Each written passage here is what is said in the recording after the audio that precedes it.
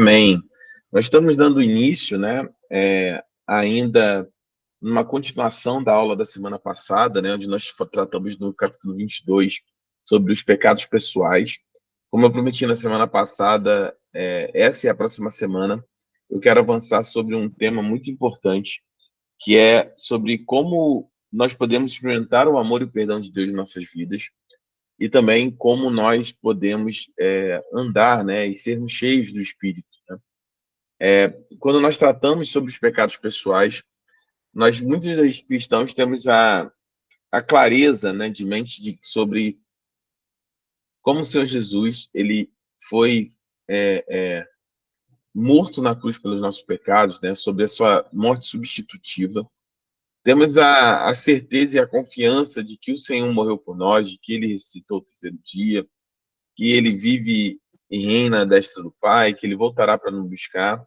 Mas fato é que isso, muitas das vezes, na vida de muitos cristãos, fica apenas como um discurso retórico, né? Como algo que eles sabem, mas eles têm extrema dificuldade, na maioria das vezes, de praticar isso, ou seja, de se apropriar tanto do amor quanto do perdão de Deus para os seus vídeos.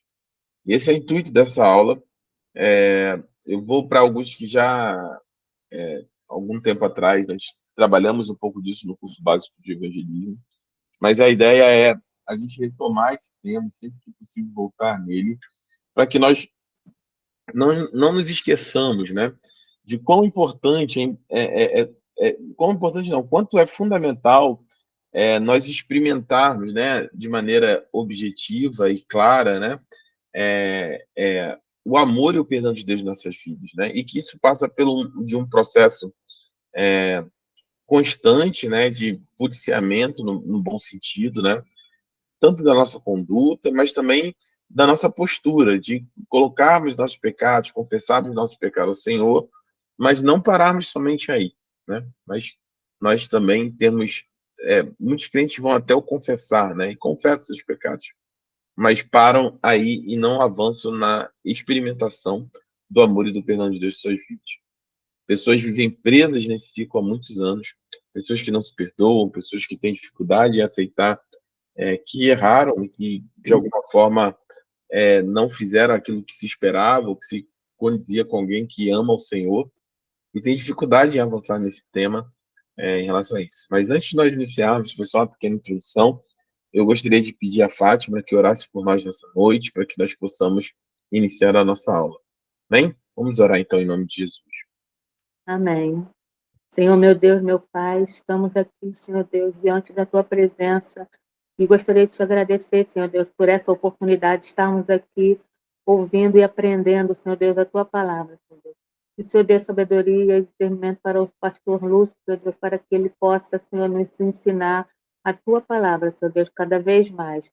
Que nós possamos compreender, entender o que será dito e mostrado aqui nesta noite, Senhor Deus.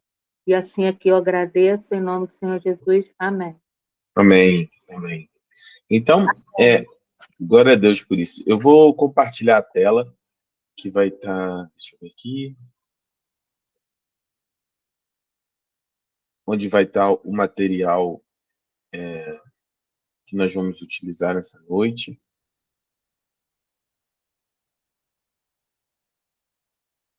Pronto. Acredito que vocês consigam ver agora, né? Tela aqui sobre isso. Então, eu vou pedir para que vocês possam me ajudar em leitura, acho que dá para todo mundo ler. Então, se puder começar, Sil, Fátima, Amadiri, se estiver com o microfone, não sei se Lorena hoje está com o microfone, que nós possamos ler em conjunto. Bem? Para mim está muito pequenininha a letra. Está pequeno ainda? Deixa eu subir aqui. Tá. Vamos lá. Melhorou? Tá. Melhorou? Tá bom. Tá bom? Aí, melhorou. Vamos lá, então. Então, pode começar, Fátima, e depois nós vamos colocando. Não precisa ler os versículos, tá? Só ler o texto e depois nós vamos passar versículo a versículo. Bom? Como experimentar o amor e o perdão de Deus? O objetivo desta mensagem é ensinar e motivar você a confessar seus pecados e experimentar o amor e o perdão de Deus. Esta lição ajudará você a Entender quem é Jesus e por que ele veio ao mundo. Entender e fazer um diagrama dos 3 tipos de pessoas descritas em 1 Coríntios 2, versículo 14, 3, 3. Entender o que significa exalar no conceito da respiração espiritual. Aplicar o exalar na sua vida. Amém. Então, hoje nós temos uns textos básicos aqui, né? João 10, 30, Isaías 7, 14, Mateus 1, 18, 25, enfim, vários textos aqui. Mas o importante é dizer que é importante colocar esse disclaimer aqui, né? Esse material pertence à Cruzada Estudantil Profissional para Cristo, né? Hoje ela se chama CRU, no Brasil. É uma junta missionária, né? Com a qual eu fui treinado, né? Muitos anos atrás, para uma vida cristã, de evangelismo, enfim, discipulado. Mas, então, essa estrutura de mensagens, hein, ela é importante para que a gente entenda, principalmente, como podemos estar, né, motivados, né, para aprender a, não somente, como eu disse, né, a confessar os nossos pecados, mas experimentar o amor e o perdão de Deus na nossa vida, né? Tem muitas pessoas que têm dificuldades, né, e essa lição vai ajudar nesses pontos. Primeiro, explicar assim, quem é o próprio Jesus, né? Qual é o propósito, por que ele veio ao mundo de maneira objetiva, né? É óbvio que nós já sabemos, ao longo da escola de discípulo, que temos tratado isso de maneira sistemática, mas a ideia é que a gente revisite esses conceitos sempre que possível, para que isso fique gravado no nosso coração, na nossa alma, para que a gente não se esqueça, né? O diagrama das 3 tipos de pessoas é algo que eu falo sistematicamente também, de maneira repetitiva, nós vamos passar de maneira rápida por ele, mas entender também esse conceito de exalar, né, entre aspas, né? Não é uma metodologia, não é um dogma, não é nada, é só uma forma de ilustrar isso, né? Assim como nós respiramos, né, e inalamos, né, o ar e exalamos, né, inalamos oxigênio e exalamos gás carbônico, né? Então, é mais ou menos nessa comparação de ilustração de que como nós podemos, de certa forma, exalar aquilo que nos faz mal, como a exemplo do gás carbônico, que é o nosso pecado, né? Confessar o nosso pecado, e, ao mesmo tempo, no segundo movimento, inspirar, né? Aquilo que é algo que nos faz bem, que nos traz vida, que é o amor e o perdão de Deus para nossas vidas, né? E aí, como a gente pode aplicar isso? Nós vamos avançando aqui em relação a esse tema.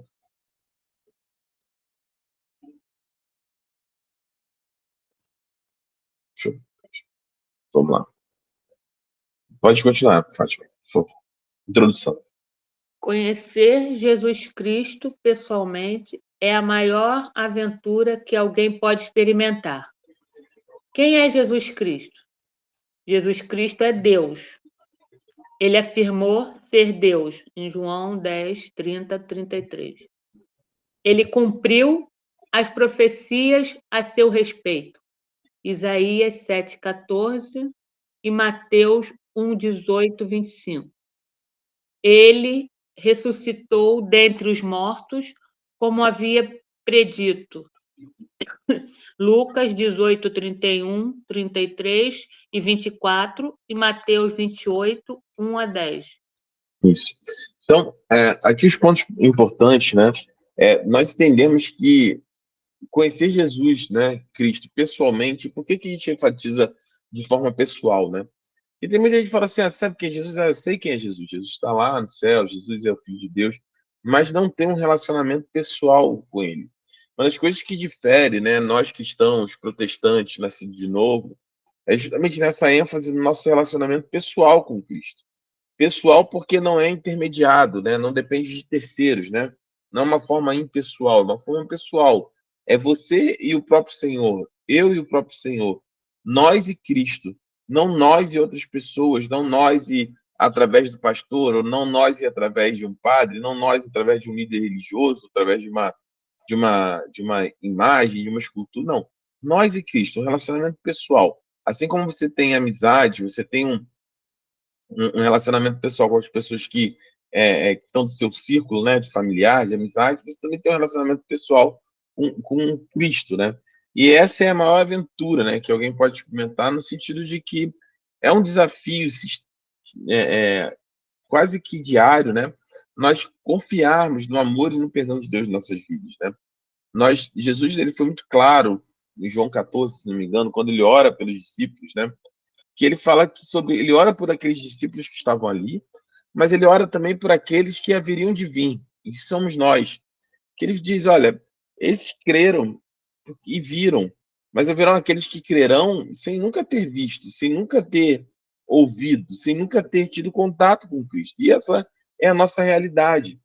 Nós cremos e vivemos por alguém que é o Filho de Deus e que, no fundo da nossa alma, nós fomos tocados pelo Espírito que nos deu essa revelação, mas nós efetivamente nunca vimos ou ouvimos a Cristo, né? De maneira física, né? Como os discípulos lá inicialmente, Marcos, Lucas, João, eles viram, né? Então, quem é Jesus Cristo? Esse é o primeiro ponto, né? Jesus Cristo é Deus, isso é o mais importante. A gente pode falar, é o meu Senhor, obviamente, Jesus Cristo é o amor da minha vida, Jesus Cristo é o Senhor da minha alma, tudo bem, e obviamente ele é. Mas o passo mais importante, e difere a gente de muitas outras seitas e heresias, é o ponto de que Jesus Cristo ele é Deus. Se nós formos para Testemunhas de Jeová, se nós formos para que dizem que ele é um Deus, mas ele é um Deus menor, ele é um Deus de subclasse, ele é um Deus que ele é abaixo, ou ele não é um Deus, vai, por exemplo, para o kardecismo, Jesus era o Espírito iluminado. Somente o crente nascido de novo, no poder do Espírito, ele é capaz de reconhecer essa frase que é tão simples. Jesus Cristo é Deus.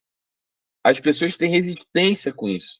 Porque se não for pelo Espírito a ser revelado, você não confessa que Jesus Cristo é o Senhor. Somente através do Espírito nós somos capazes de confessar que Jesus Cristo é o Senhor.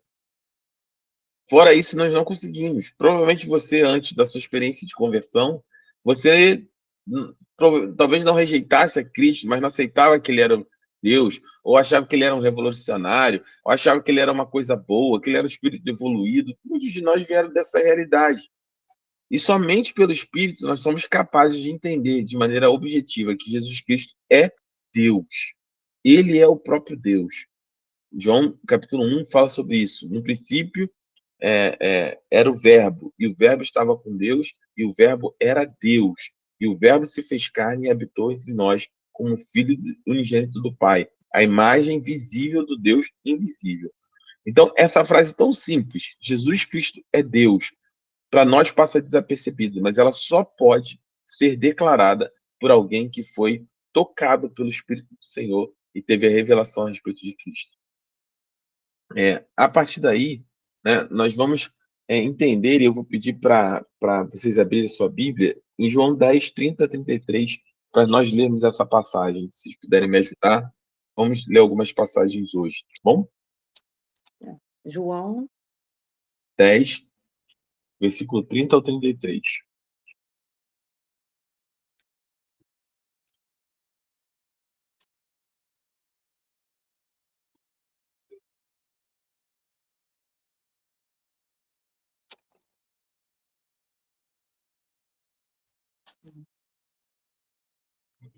Se o Amadili, se puderem ajudar, tá bom?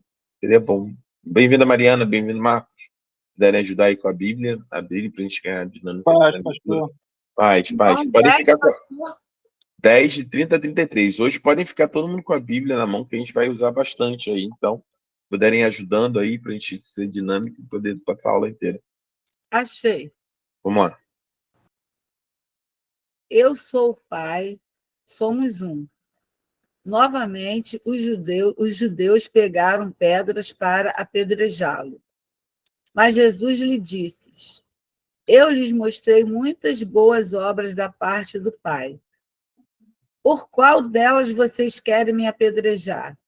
Responderam os judeus: Não vamos apedrejá-lo por nenhuma boa obra, mas pela blasfêmia, porque você é um simples homem e se apresenta como Deus. Então, Jesus ele foi bastante claro, né? Bastante enfático na sua posição a respeito disso, né?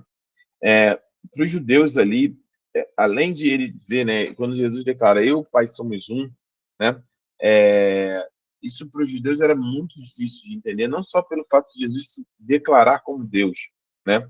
Mas o fato de ele agora estar trazendo uma nova revelação de que o Deus ele agora ele é triuno, né? Ou ele é formado por mais de uma pessoa. Nesse primeiro momento, revelando a figura do Filho. Então ele está dizendo: eu e o Pai somos um.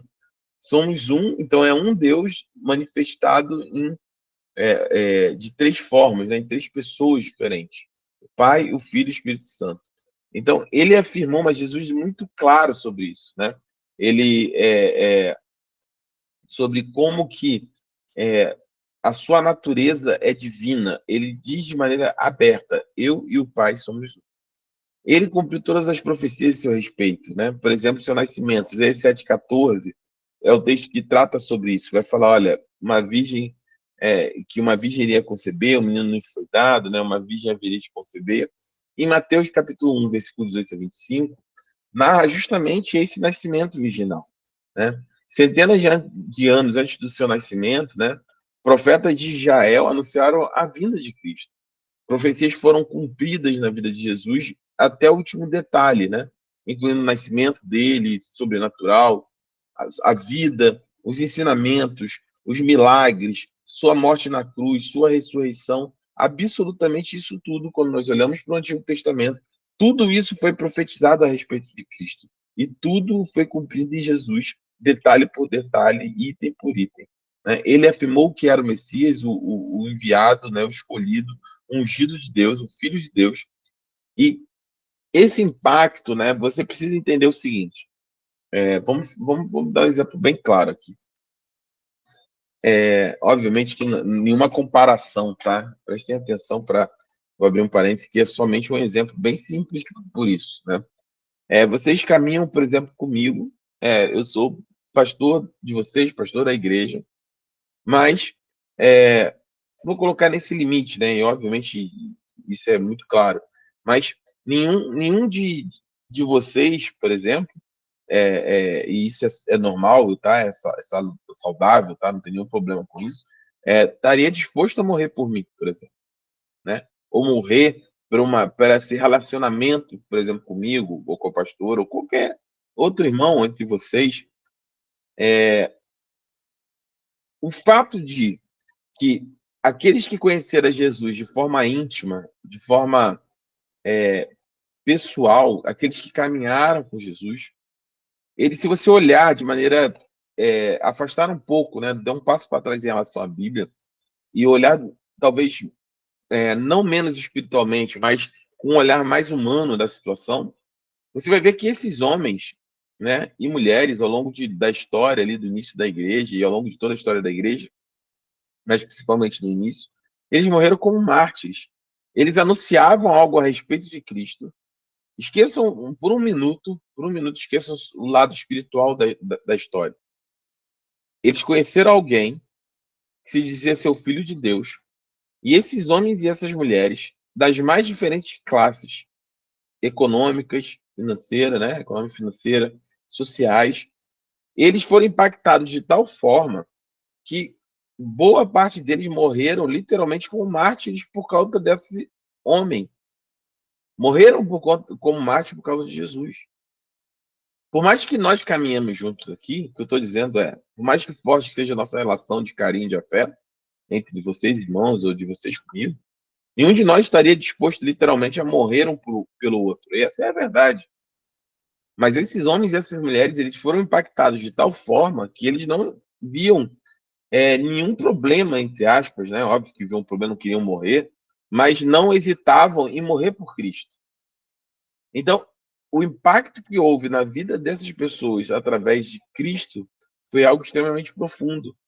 E eles morreram, né? E contaram essas boas novas, né? Que Deus havia se tornado carne. Essa é a mensagem do Evangelho. Deus havia se tornado carne em Cristo. E ele habitou entre nós para expressar o quê? O amor e o perdão de Deus. É isso que é o Evangelho. Essas são as boas novas. Deus se fez um de nós. Para quê? Para que através da imagem visível do Deus invisível, através da imagem do Filho, que é um com o Pai, nós pudéssemos experimentar e entender o amor e o perdão de Deus sobre a nossa vida, né? Então, e ele foi cumprindo uma série de questões, né? Ele ressuscitou dentre os mortos, como ele mesmo havia predito, né? Lucas 18, 31, 33. Vamos ler esse texto de Lucas 18, 31, 33, por favor. Depois de Mateus 21, 28, de 1 a 10. Lucas 18, 31, 33.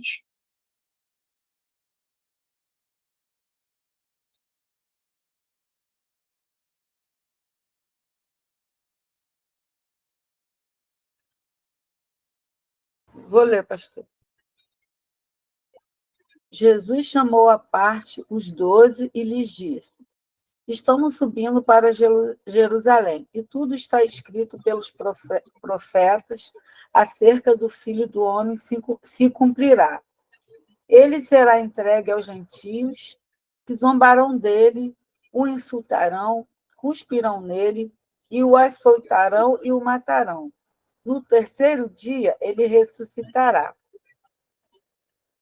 Então, Jesus, ele disse claramente, né? Nada a respeito da sua vida e principalmente da sua morte foi uma surpresa. Jesus, ele tinha declarado, né, que a sua morte era necessária. Mas mais do que a sua morte, e isso eu tenho falado já há algum tempo aí nos últimos cursos da mensagem série Cartas para o Novo Mundo, da importância, né, de nós entendermos do poder que há na ressurreição de Cristo. A nossa esperança está justamente nisso. Romanos, no capítulo 1, versículo 4, diz lá que a ressurreição dos mortos declara que Jesus é o Filho de Deus. Qual é a nossa certeza de que Jesus é o Filho de Deus, do ponto de vista humano? Porque ele realizou algo que era impossível até então. Nós tratamos, às vezes, a ressurreição de uma forma, ou a deixamos de lado, não pensamos muito nela, ou começamos a tratar de forma natural. Mas a verdade é que Jesus, ele ressuscitou. A morte não foi capaz de travá-lo, de prendê-lo ou de retê-lo. Jesus, o amor de Deus foi mais forte e mais poderoso que a própria morte. E isso é fundamental, essa é a base da nossa fé. A ressurreição declara claramente que Jesus é o Filho de Deus de maneira indiscutível, né, a respeito de tudo o que nós ouvimos falar de Jesus. Vamos continuar, Fátima, ler. Se tiverem dúvidas, podem perguntar sem qualquer problema, tá bom? Por que Jesus Cristo veio ao mundo? Jesus Cristo veio para nos dar a vida eterna. João 3,16. Ele veio para nos perdoar e libertar do pecado. Somente Jesus pode perdoar pecados porque ele é Deus. Lucas 5, 17 a 26. Portanto, agora já não há condenação para os que estão em Cristo Jesus, porque por meio de Cristo Jesus, a lei do Espírito de vida me libertou da lei do pecado da morte. Romanos 8, 1, 2. Jesus Cristo veio para nos dar vida abundante. João 10, Não 10. precisa ler as passagens, tá, Fátima? Pode só ler o texto. Só se ela estiver no contexto do texto, tá bom? Facilitar para você. Tá. Jesus pretendia que a vida cristã fosse uma aventura emocionante e abundante. Em João 10, Jesus disse: eu vim para que tenham vida e a tenham em abundância, uma vida plena e com propósito. Então, a pergunta fundamental que nós precisamos ter claro na nossa fé é: por que Jesus veio ao mundo? Deus, se nós cremos, e nós cremos que Jesus é o Filho de Deus, e como Filho de Deus, né, ele veio ao mundo, Deus se fez carne, Deus habitou entre nós, Deus abandonou a sua glória e veio ao mundo. Então a pergunta é: por que ele veio ao mundo? Isso é uma pergunta honesta que nós devemos nos fazer e devemos ter essa resposta muito clara em nosso coração. Primeiro ponto é: Jesus, ele veio para nos dar a vida eterna. Jesus, ele foi muito claro quando ele disse em João 3,16, né? Que Deus amou o mundo de tal maneira, a palavra de Deus declara isso: Deus amou o mundo de tal maneira que deu seu Filho unigênito para que todo aquele que nele crê não pereça, mas tenha a vida eterna. Deus amou o mundo de tal maneira que deu seu Filho unigênito, Jesus, para que todo aquele que nele crê, em Jesus, não pereça, não seja destruído, não morra, né? Não seja destruído pela eternidade, mas possua a vida eterna. Então, qual é o motivo de Jesus vir ao mundo? Para nos dar a vida eterna. Esse é o primeiro ponto. E como é que ele fez isso? Ele veio para nos perdoar e libertar do pecado. Somente através o perdão de Deus e a libertação do pecado, nós somos capazes, né, de alcançarmos e experimentarmos o amor e o perdão de Deus na nossa vida e, consequentemente, a vida eterna.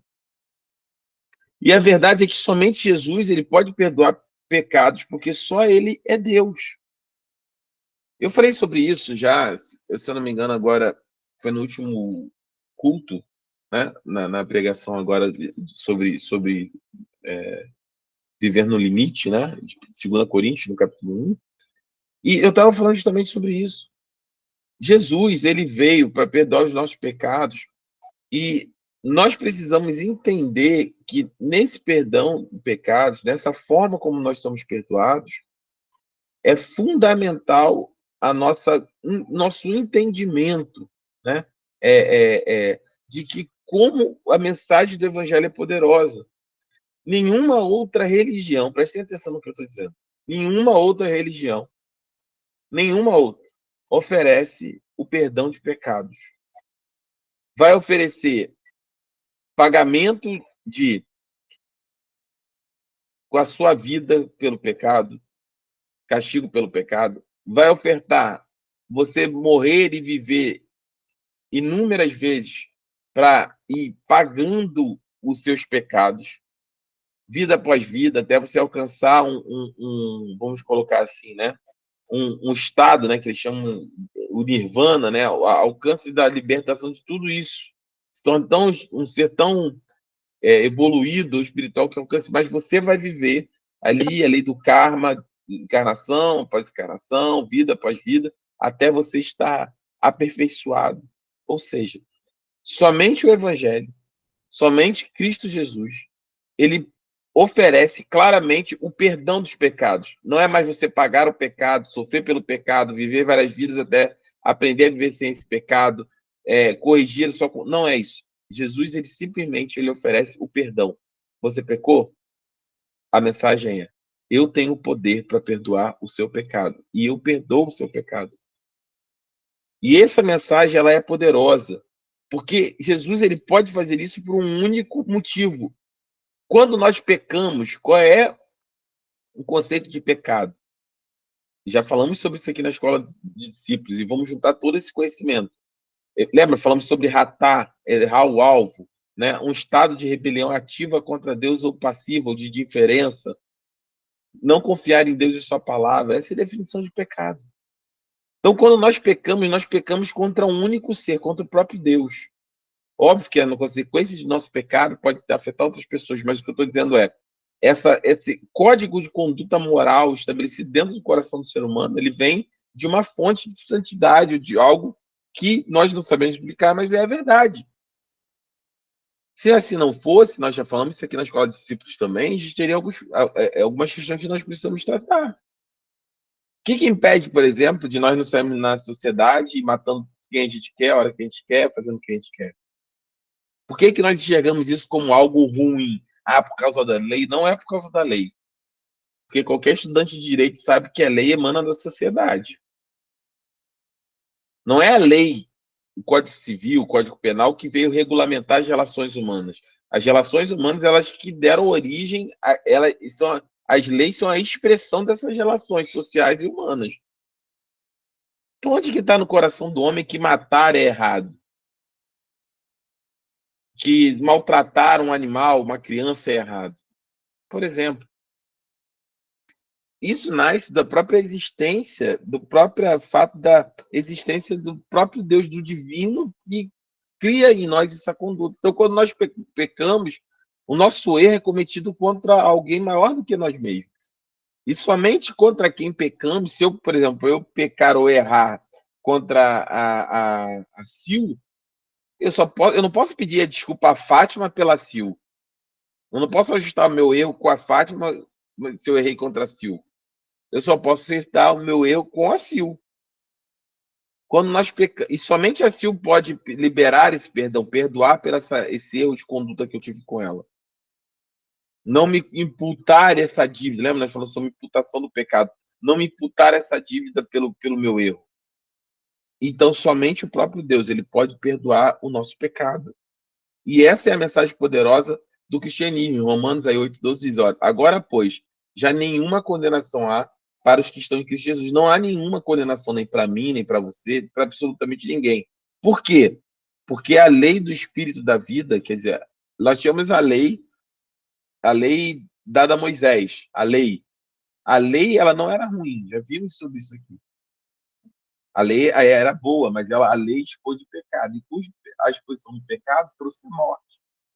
Mas aí, lembra, nós falamos sobre até uma aula aqui que nós demos falando sobre a confusão que as pessoas às vezes fazem com o versículo, né, a interpretação que a letra mata, né, mas o Espírito vivifica. Aí a pessoa fala assim, então tem que estudar, que seminário teológico é que mata, tá vendo? É o Espírito que vivifica. Isso é uma coisa que está muito no nosso meio pentecostal. Mas o contexto ali, a letra é a letra da lei. A letra mata. A letra da lei recebida por Moisés mata, porque ela expôs o pecado e com o pecado veio a morte, porque o salário do pecado é a morte. Mas Paulo conclui, mas o Espírito vivifica, graças a Deus pela lei do Espírito da vida. Que lei é essa? É a lei que foi estabelecida em Cristo Jesus. Que não agora mais pelo nosso cumprimento da lei mosaica, mas pela graça, por mediante a fé em Cristo Jesus. E quem aplica essa lei no nosso coração é o Espírito da vida, é o próprio Espírito do Senhor. Jesus falou, olha, nessa hora que eu vá, para quem envia você o Consolador, o Paracleto, aquele que vai caminhar ao lado dele, vai convencer vocês de todo juízo, de toda justiça, de todo pecado.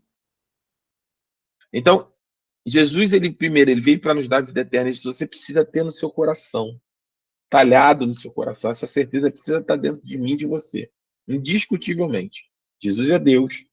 Jesus veio ao mundo para te dar a vida eterna. Isso é uma certeza. Você não precisa mais temer a morte, nem eu, que nós viveremos eternamente com o Senhor. Segundo ponto, Jesus veio para nos dar a vida abundante. Jesus, quando ele fala em vida abundante, João 10:10, né? Eu vim para que tenham vida e tenham vida abundante, uma vida plena e com propósito. Jesus não está falando de uma vida eterna somente. Não é uma vida lá. Não é uma vida na eternidade. Essa vida para a eternidade, ela já está sanada.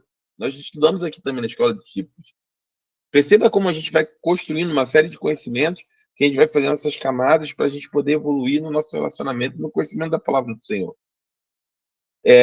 Então, nós já tratamos sobre Apocalipse, por exemplo. Aquela vida na eternidade com Deus, ela já está sanada, né? Jesus, quando aparece a João e faz a revelação de tudo, ele fala, olha, João registra ali o quê? Que vai haverá o tempo, que a lágrima será enxugada, que o sofrimento será tirado, nós viveremos eternamente com Deus, no corpo incorruptível. Essa vida na eternidade, ela já está sanada. Então, quando Jesus fala, eu vim para que tenham vida, né, que é Zoe, que é a vida de Deus, e tenho essa vida de Deus em abundância, é agora. É uma vida plena e com propósito para o hoje, para os nossos dias. Porque a verdade é que o ser humano sem Deus, ele é sem propósito. A maioria das pessoas vai buscar um propósito de vida. Tem gente que fala, meu propósito é deixar um legado, meus livros escritos, conhecimento, uma pesquisa, uma casa, um patrimônio para os meus filhos. Cada um vai buscar esse propósito porque ao homem falta propósito. Mas a verdade é que, assim, por mais que o discurso seja bonito, todos eles vão se defrontar, assim como nós, com algo que é inerente. Nós morremos. E diante da morte, tudo isso passa a ser sem sentido. Tem pessoas que trabalharam a vida inteira e se arrependerão, porque não estou dizendo para. Mais uma vez, vou abrir um parênteses. Trabalhar é importante, temos que trabalhar. Eu estou dizendo o excesso. É a ponto de não viver a sua vida, a ponto de você viver cegueirado a vida inteira atrás de algo sempre maior, maior, maior. O desejo do seu coração ser ilimitado em termos de desejo sobre coisas, sobre os cuidados do mundo, as coisas do mundo. E muitos deles vivem essa vida inteira quando percebem que estão com uma idade avançada e próximo à morte. a vida não foi plena, a vida não foi com propósito. Mas em Cristo nós temos esse propósito. Você é capaz em Cristo de começar a dar valor àquilo que é o seu dia a dia. Você começa a olhar para a sua relação familiar, a relação com seus irmãos. Você começa a ver a mão de Deus no seu trabalho, no seu dia a dia, nas pequenas coisas que acontecem na sua vida, nas pequenas bênçãos que você recebe ao longo do tempo. E isso enche a nossa vida de propósito. Talvez você não se lembre, mas se você olhar lá atrás, quando você aceitou a Cristo para agora, a ansiedade que havia no seu coração, ela foi dissipada. Temos ansiedade sobre o dia de amanhã, sobre preocupação, mas Cristo é bastante claro, nós não devemos andar ansiosos. Se nós temos ansiedade, mais uma vez também aqui, sempre falo isso, mas vou repetir, não estou falando de ansiedade, um quadro clínico, né, que precisa de ajuda profissional. Se tiver esse quadro, procure um profissional, né, um psicólogo, não hesite, não tenha vergonha. E tome todas as providências necessárias. Mas a verdade é que não, eu digo, né, nós vivemos uma sociedade da ansiedade.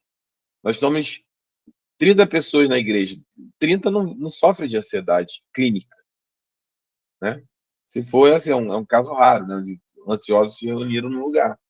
Mas, clinicamente, talvez eu não sei qual é o percentual, até preciso olhar isso com calma, mas vou chutar aqui, posso estar muito errado, sei lá, 10% da população sofre de ansiedade, né? Clínica, efetivamente clínica.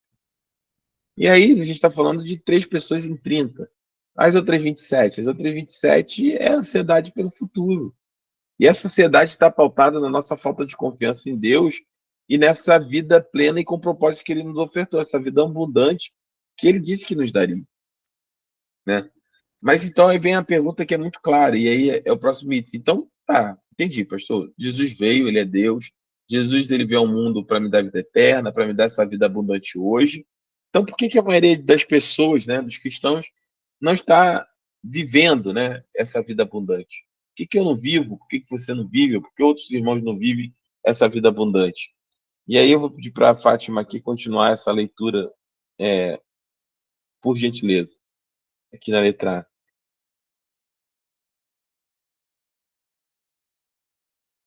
Pode ler, Fátima. Está mutado, acho, seu microfone.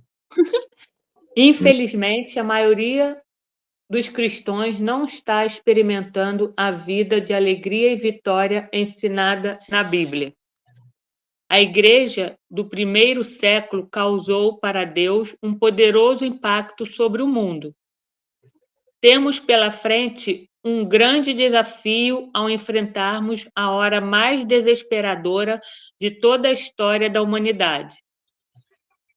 O mundo todo está cheio de ansiedade, medo e frustração. Nunca antes na história existiu uma oportunidade tão ideal para apresentar as afirmações de Cristo. As pessoas estão começando a voltar-se para Deus por meio de um processo de eliminação. Em meio a todos esses tremendos problemas e oportunidades, muitos cristãos tornaram-se mais uma parte do problema do que da solução. Isso. Esse tema aqui é extremamente importante, né? E o primeiro deles é o seguinte, olha, infelizmente a maioria dos cristãos não está experimentando a vida de alegria e vitória ensinada na Bíblia pelo apóstolo Paulo e por Jesus, por exemplo, né? Então, qual é a diferença, né? Qual é o impacto? Por que a gente vê lá no primeiro século, né, e aquilo que é relatado na Bíblia, uma igreja que vivia, né, de maneira essa vida de alegria, vitórias, de milagres, tudo aquilo que era que nós lemos nas Escrituras, e por que a maioria dos cristãos hoje talvez ou a maior parte não viva isso, não viva essa vida abundante que Deus tem para nós, né? Primeiro ponto é porque a maioria dos cristãos hoje em dia, eles não são frutíferos. Não se engane, preste atenção no que eu vou falar. Nós precisamos dar frutos para o reino. Jesus falou na parábola do semeador, né? As 4 tipos de terra. Não vou falar das outras 3 que não dão fruto, mas a última ele fala, olha, e caiu em boa terra, e cresceu, e deu fruto 30, 60, a 100 por 1. E que frutos são esses? Os frutos são frutos do Espírito, frutos para a vida, né? Frutos do Espírito, frutos para o reino, né? Os cristãos, hoje em dia, nós nos limitamos aí na igreja a buscar aquilo que precisamos e ir embora para casa. Eu tenho falado ao longo desse 1 ano de ministério sobre a necessidade de nós termos comunhão, de nós sermos igreja, né? De nós estarmos juntos, de nós termos prazer em estar juntos. Não pode ser somente um local onde eu vou lá buscar o que eu quero, o que eu preciso.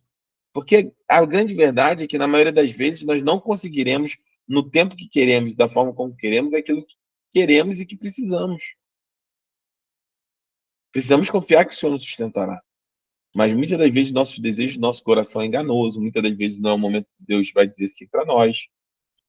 E muitas das vezes você vai deixar de ir, por exemplo, à igreja, não vai deixar de ir à igreja, perdão, talvez nem tanto por conta da pregação ou por conta do louvor, mas talvez você não deixe de ir à igreja por conta do seu irmão, da comunhão que você tem com ele.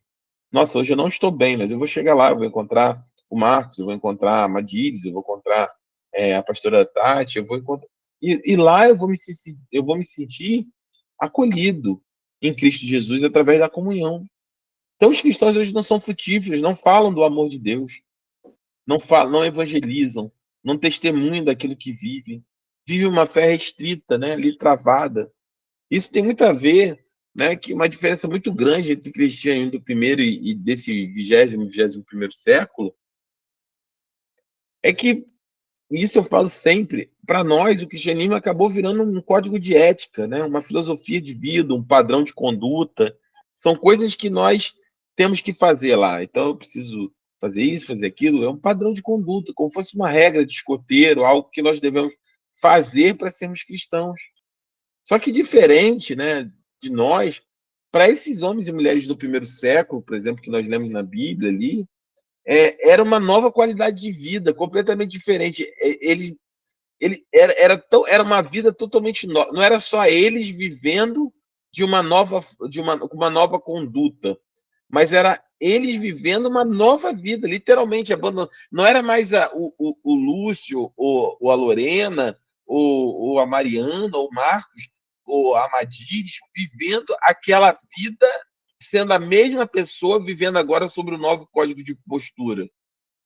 Não, era uma nova Madiris, uma nova Fátima, uma nova Sil, um novo Lúcio, um novo Marcos, a ponto de eles escreverem no primeiro século como sendo algo tão diferente que não era nem mais ele vivendo, mas como o apóstolo Paulo disse, que era Cristo vivendo neles. E aí talvez se nós acreditássemos, né, como eles criam, talvez nós pudéssemos atingir as mesmas coisas que eles atingiram. Milagres sobrenaturais, curas do nosso meio, não porque sensacionalismo, não para encher a igreja, não para mostrar como o poder do pastor, ou do apóstolo, ou do pai apóstolo, não, mas para testemunhar desse poder, dessa vida abundante que Jesus nos propôs e nos entregou. Nós podemos orar uns pelos outros, nós podemos pedir cura uns sobre os outros, nós podemos interceder pelas necessidades uns dos outros, e nós sim podemos viver o sobrenatural de Deus na nossa vida e testemunhar na vida dos outros. Só que enquanto nós vivemos achando que o evangelho é somente algo que nós precisamos cumprir uma lista de regras, por isso que eu falo sobre dízimo, sobre oferta, sobre a conduta dentro da igreja, não adianta eu dizer aqui, fazer uma lista para você do que você tem que fazer, porque não funciona. Nós não somos os escoteiros, nós não somos um clube onde tem uma regra, um condomínio onde tem uma ata de conduta. Não é isso a igreja. A igreja é o velho Lúcio morto e vivendo o novo Lúcio. A velha Sil morta vivendo a nova Sil.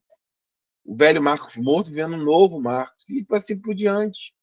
E a partir daí, nós vamos viver uma nova vida a ponto de dizermos assim, olha, eu estou tão diferente, ou eu sou tão diferente hoje em dia, e é o que a maioria de nós testemunhamos, é que você fala assim, não é possível, porque a Fátima nunca tomaria essas decisões, a Tatiana, a pastora Tatiana, nunca tomaria essas decisões, a Lorena nunca tomaria essas decisões.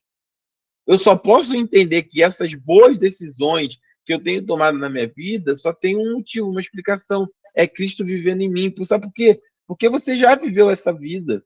E você tomou todas as decisões de forma equivocada ao longo de toda a sua vida, que te levaram a um estado de tristeza, de depressão, de abandono, de se sentir usado, de se sentir usada, de problemas, de divisão dentro do seu lar, dentro da sua família.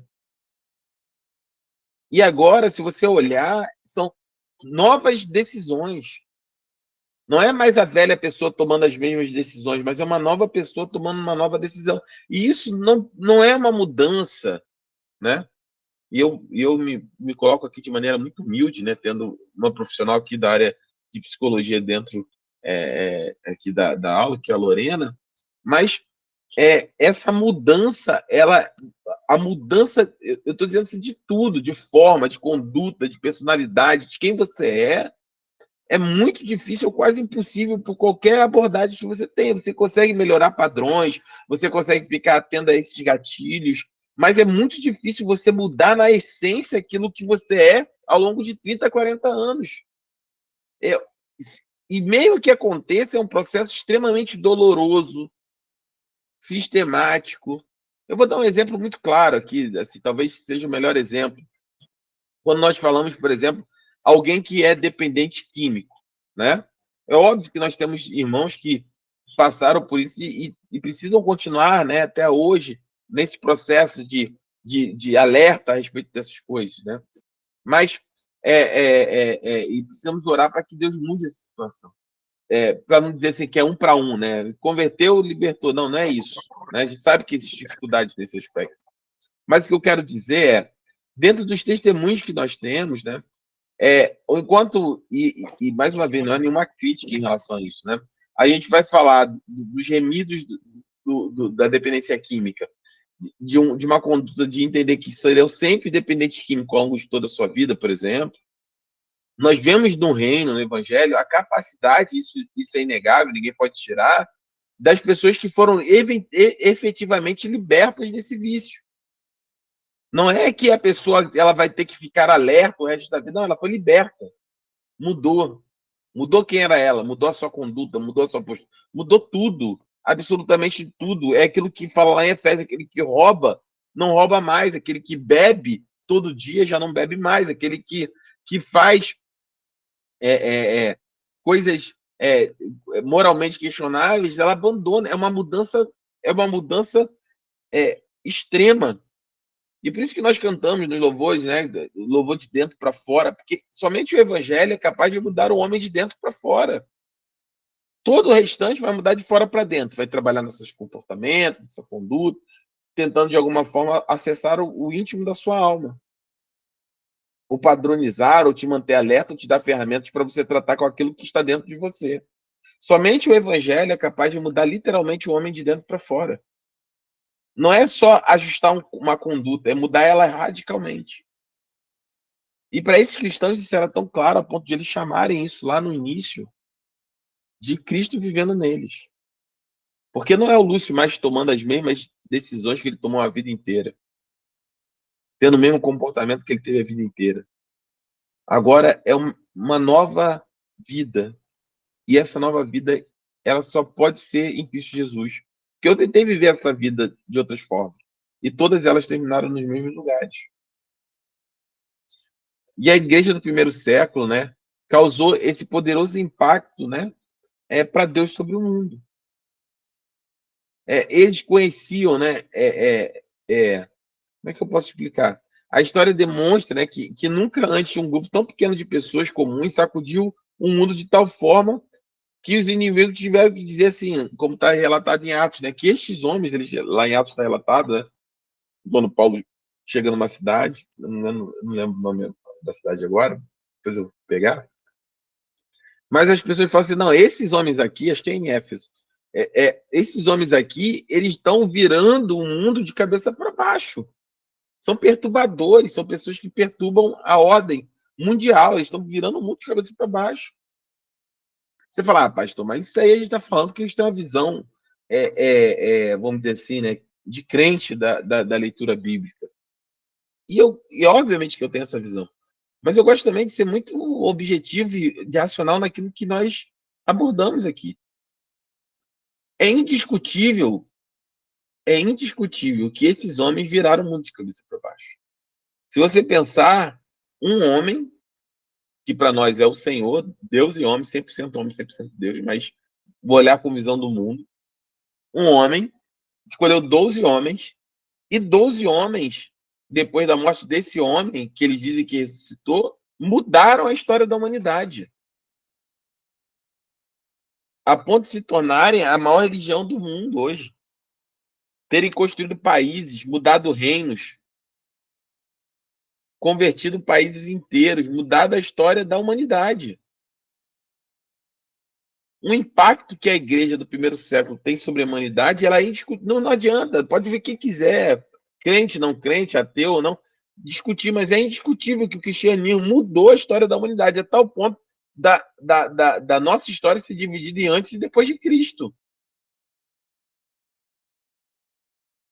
Então, essa igreja do primeiro século, eles impactaram, eles conheciam a plenitude do Espírito, eles tinham um compromisso, né, cumprir as exigências dessa vida com Deus. E hoje nós temos, como crentes, né, no nosso coração, um desafio, talvez, que ele está falando, e eu já vou caminhar para terminar essa primeira parte, eu vou concluir essa aula na próxima semana, que nós temos pela frente justamente esse grande desafio de enfrentar, talvez, a hora mais desesperadora de toda a história da humanidade. Talvez nunca antes na história da humanidade o mundo esteve tão cheio de ansiedade, medo e frustração. As pessoas perderam as referências. Está caótica, a sociedade está caótica. Politicamente, socialmente, economicamente, inclusive religiosamente. Já propuseram todo tipo de solução. E mais uma vez aqui, de direita, de esquerda, disso, daquilo, de organização sistêmica, econômica, política, social. E a verdade é que, olha como isso é profundo, prestem atenção nisso. Arrotam, né, não no bom sentido, arrotam, né, literalmente, né, que a humanidade evoluiu, estamos evoluindo, nunca, não, sim, como humanidade discutivelmente evoluímos. Temos carros maravilhosos, aviões que voam de forma hiper rápida, nos deslocamos de maneira como nunca antes, temos a tecnologia, inteligência artificial, temos tudo, está tudo aí.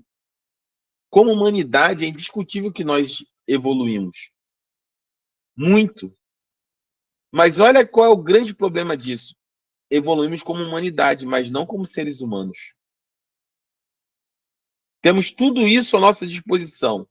Toda a tecnologia que nunca vivemos. Nos últimos 50 anos, avançamos mais do que nos últimos 2.000 anos em termos de tecnologia. Mas continuamos tendo fome, desigualdade social, pedofilia, feminicídio, abuso sexual. Ué, chegamos a um nível tão grande de evolução, mas os mesmos problemas dos últimos 2.000 anos continuam aqui. Não diminuíram. Ah, melhorou. Não melhorou. Não melhorou. O mundo nunca teve tão caótico como nos dias de hoje. Nunca teve tão conturbado. Por quê? Porque na minha aí é uma opinião, tá? Na minha opinião, o que causa essa ansiedade, medo e frustração? Porque as pessoas, elas são inteligentes. Deus nos dotou com inteligência emocional, intelectual. E você olha para isso tudo e fala: meu Deus, o mundo é tão evoluído, mas não resolve problema nenhum. Falamos sobre isso. Acabamos de sair de uma pandemia global e a gente nem lembra mais disso.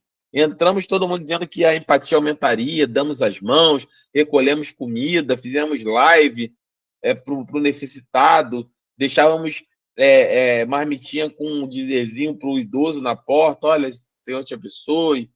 tal, que tu vai ficar tudo bem, fique em casa. Acabou a pandemia, cadê? Fui andar nas barcas um tempo atrás, tem idoso em pé, tem gente que anda empurrando idoso. Entramos em guerra lá, a Rússia e a Ucrânia. Criminalidade, criança sendo morta, bullying. O que mudou? O homem é incapaz de se salvar. Prestem atenção nisso. Isso não é um discurso somente religioso. É óbvio que a minha fé ela é fundada em Cristo Jesus. Mas eu estou dizendo o seguinte: nós podemos combater esses falsos argumentos de maneira racional. Que as pessoas dizem, você é tapado, você tem a visão. Não. Eu vou partir desse princípio aqui. Vou deixar de lado só um pouquinho a questão religiosa, que para mim nem é religião, é a minha vida. Mas eu vou discutir com você. Onde é que nós melhoramos? E essa é a questão, né? Traz para nós uma oportunidade, né? Que nunca antes nessa história também existiu uma oportunidade tão ideal para nós apresentarmos as afirmações de Cristo. Elas estão começando a voltar-se, né, para Deus por meio de um processo de eliminação. Tem gente que já tentou de tudo, provavelmente a maioria de nós aqui tentou. Filosofia, religião, materialismo. Tentamos entender o mundo, o universo, usamos esoterismo, mandalas, livros, física quântica, o que você quiser. E a verdade é que nenhuma delas resolve a necessidade do coração do homem. Somente Cristo Jesus é poder de Deus para mudar a vida do homem. Somente o Evangelho é poder de Deus para mudar a vida do homem. E isso tem gerado nos corações das pessoas uma grande sede de respostas. E aí a pergunta é: onde é que a igreja entra nisso? A seara está grande. Jesus disse: olha, a seara é grande, mas cadê os trabalhadores da seara? Em contrapartida, quando nós temos um cenário desse, a igreja cada vez mais de forma demoníaca se fecha para dentro de si mesmo. Nos preocupamos em ter um espaço mega, ultra, master, confortável para os nossos filhos, com proteção de borracha em tudo que é lugar, quase um shopping center gospel dentro das igrejas. E eu não vejo nenhum problema com isso, não. Acho bom ter conforto, acho ideal ter conforto. Estou preocupado com os jovens da igreja, precisa ter uma sala, um berçário, isso é natural. Mas isso não pode pautar a nossa vida como congregação, como igreja, como pastor. Ótimo termos um café de comunhão, ótimo, pela comunhão, não pelo café. E a igreja se fechou para dentro de si mesma, temos todo esse cenário e as pessoas não falam mais do amor de Deus. As pessoas não falam mais daquilo que precisa ser dito. Não testemunhamos mais do que vivemos. E aí é o terceiro ponto e eu termino aqui. Por isso que, em meio a todos esses tremendos problemas e oportunidades, muitos cristãos, e essa é a grande verdade, eles se tornaram mais uma parte do problema do que a solução. Crente que dá mau testemunho, crente que está brigando na internet, discutindo e xingando os outros por causa de política, crente que não olha para o seu próximo, crente que não tem uma palavra de amor, crente que só fala em performance, crescer, em negócios, pegar a chave, pegar o código. Isso virou um veneno, um câncer dentro da igreja. Tem 2 dias eu mandei para a pastora Tati aqui, eu vou até resgatar. Deixa eu até pegar aqui, eu mandei para ela. É impressionante, as pessoas elas parecem que estão cegas. Meu irmão, nós não estamos dizendo que somos os únicos, existe muita igreja boa, existe muita igreja que é de Deus, mas a verdade é que cada vez menos. Cada vez menos. Porque eu coloquei aqui, ó. Vou ver se eu acho aqui no meu celular. Eu mandei um recorte de uma publicação para minha esposa. Deixa eu achar aqui, achei, ó. Ó, eu não vou dizer a pessoa por questão ética. Olha a postagem de um grande líder religioso. Sua mente não pode se curvar às circunstâncias. Você precisa crer no melhor, mesmo diante do que parece pior. A fé te empurra a superar a realidade inacreditável. Não perca essa batalha na sua mente. Mentalidade vencedora. Eu mandei só uma mensagem assim para minha esposa. Eu falei, onde é que está Jesus aqui? É a minha mente que não se dobra? Porque eu já tentei vencer. E aí eu estou dando meu testemunho pessoal. Eu já tentei vencer essa batalha na minha mente. E a minha mente não ficou de pé. É crer no melhor, é eu ter fé, é positivismo, gospel, é acreditar, não, vou ter fé que tudo vai dar certo. Não, meu irmão. É crer no Senhor. Nós cremos no melhor e não confiamos no Senhor. São diferenças sutis. Prestem atenção no que eu estou dizendo como pastor de vocês. São diferenças sutis, pequenas. Ninguém vai chegar e vai... O diabo não vai criar algo dentro da igreja, uma heresia dentro da igreja, vai ser algo assim, não, Jesus não é o Filho de Deus e nós temos que viver uma vida promíscua. Ninguém vai... Não é isso.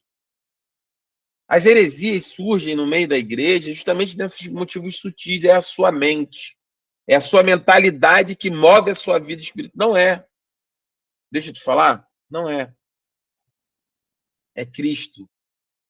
É Cristo vivendo em você. Você quer ser vitorioso? É Cristo vivendo em você. Você quer ter uma nova mente? É a mente de Cristo em você. Você quer não se dobrar diante das dificuldades? É crendo que o Senhor está com você.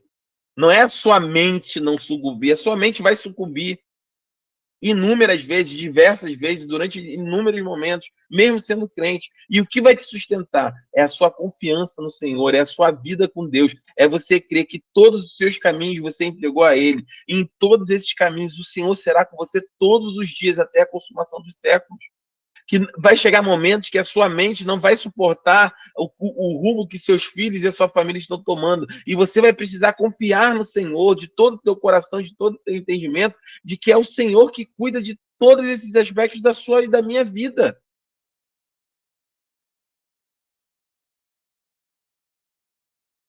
Essas coisas são sutis, mas são heresia, são veneno, é morte na panela. E isso tem tomado a igreja de uma tal forma que as pessoas se perderem, já nem percebem mais porque não tem conhecimento. Ninguém quer mais entender, ninguém quer mais estar numa terça-feira aqui, 9 horas, 8 horas da noite, aprendendo. Mas essa é a base do cristianismo, homens fiéis que ensinam a outros, homens fiéis que ensinam a outros, homens e mulheres, né, que ensinam a outros. As pessoas não querem mais entender, não querem mais aprender, se aprofundar sobre Cristo, entender da palavra, conhecer a palavra, entender a sua fé. As pessoas querem viver experiências. Chegar lá, chorar na igreja, ser tocado e sair dali para o motel, viver a mesma vida que viviam antes.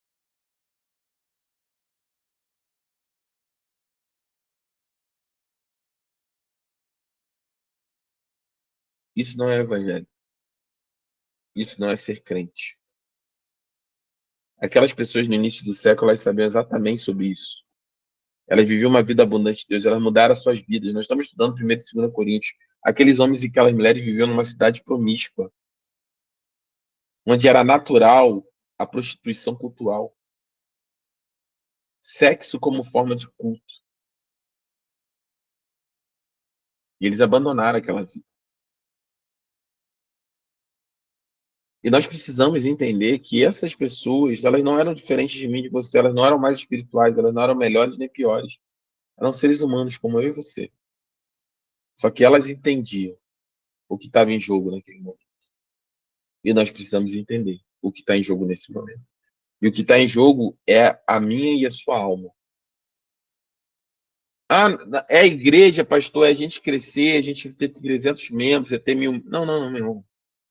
É o prédio amanhã, se a gente vai estar lá ou não. Isso tudo é importante. Para nós termos uma estrutura, mas não é sobre isso. Minha preocupação como pastor não é sobre ter ou não um prédio. Minha preocupação como pastor é levar e conduzir o rebanho que o Senhor me confiou até a eternidade. É sobre a minha e sua alma. E as pessoas se esqueceram disso. O evangelho virou um evangelho de performance, de mentalidade vencedora para esses dias. É também, pode ser também. Nós queremos viver de maneira confortável e digna nesse tempo. Mas o seu coração e o meu coração não podem ser doutrinados para estarem focados somente nessas coisas. Para confiar na fortaleza, trabalharmos a nossa mente. Não tem que trabalhar, irmão, a nossa mente ou é a mente de Cristo ou é nada, é metanoia, é mudança de entendimento. É a mente de Cristo em nós. Quer o segredo da vitória? É isso. Mas nada além disso. Sua mente não vai melhorar, sua mente não vai evoluir, sua mente não vai mudar, minha mente não vai mudar. A nossa mente vai levar a gente para os mesmos caminhos que nós vivemos a vida inteira. Decisões erradas, decisões equivocadas, momentos errados, momentos equivocados. Coisas que levou a nossa mente, levou a nossa vida inteira. E o que muda quando nós aceitamos Cristo? É que agora é a mente de Cristo em mim e você. Aí sim, nós tomaremos decisões diferentes, momentos diferentes, vidas diferentes, para a honra e glória do Senhor. Sempre no Senhor, confiando no Senhor. Jesus abençoe sua vida. Você guarde essa mensagem, esse ensinamento no seu coração. Na semana que vem nós vamos concluir esse estudo sobre como experimentar o amor e o perdão de Deus, e eu vou falar sobre isso, sobre a experimentação do amor e do perdão, como nós podemos ser crentes espirituais em Cristo Jesus. Creia no Senhor, meu irmão. Creia no Senhor, meu irmão. Será salvo você e sua casa, será salva a sua vida. Não se deixe iludir, não se deixe enganar. Não existe mais nada em jogo que não seja a minha e a sua salvação. Problemas vão vir e vão ser resolvidos, vão ser transformadores da nossa vida, nós vamos aprender, nós vamos... Faz parte da vida, essa é a verdade. Mas que seu coração esteja firme no Senhor. Deus ama você e tem um plano para a sua vida. Deus amou você de tal maneira que Ele deu o seu próprio Filho para que você que crê não pereça, nem nesse tempo, nem no tempo futuro, mas tenha a vida eterna com o Senhor. Experimente esse amor, reflita sobre esse amor. Esse é o amor de Deus pela mim e pela sua vida. Ele nos resgatou desse caos. Ele nos deu uma nova esperança. Ele nos deu um futuro. E nós precisamos ser conscientes disso, em nome de Jesus. E na semana que vem nós vamos falar um pouquinho de como a gente pode experimentar, então, esse amor, mas também experimentar esse perdão de Deus na minha e na sua vida. Tá bom? O Senhor abençoe você. Jesus abençoe. Nos comentários. Amém, Fátima, é verdade. Amém, Lorena. Jesus abençoe a sua vida. Tá bom? Vamos orar para nós encerrarmos. Lembre-se sobre isso. Medite sobre isso. Na semana que vem nós falamos um pouco mais sobre isso. Bom? Jesus abençoe a sua vida. Eu vou pedir para Sil orar pelas nossas vidas em nome de Jesus. Para nós encerrarmos nossa aula. Amém, amém. Senhor, meu Deus, nosso Pai querido, amado, nós queremos te agradecer, Senhor, por essa aula, Senhor. Meu Deus, que aula maravilhosa, Senhor. Quanto aprendemos hoje de Ti, meu Deus. Muito obrigado, Senhor, que o Senhor continue usando o seu filho, Senhor, pastor Lúcio, iluminando, abençoando, para que ele possa nos passar a sua palavra do jeito que ele passa, mas que ele possa fazer mais e mais, porque ele passa de um jeito que a gente entende, que entra no nosso coração, que o Senhor continue iluminando seu filho, meu Deus, e que nós te agradecemos, Senhor. Que aula, meu Deus, que estudo maravilhoso, agradecemos a sua palavra, Senhor.